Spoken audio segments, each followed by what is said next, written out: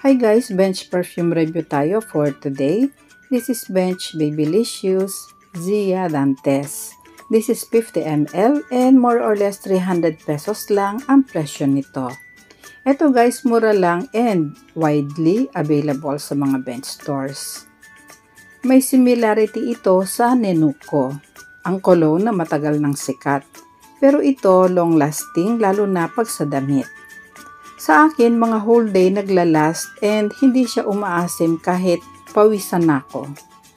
Try nyo ito kung gusto nyo ng scent ng Nenuco. Hi guys, Bench perfume review tayo for today. This is Bench Babylicious Zia Dantes.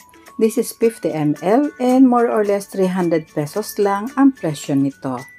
Ito guys, mura lang and widely available sa mga Bench stores. May similarity ito sa Nenuco, ang cologne na matagal nang sikat. Pero ito long lasting lalo na pag sa damit. Sa akin, mga whole day naglalast and hindi siya umaasim kahit pawisan ako.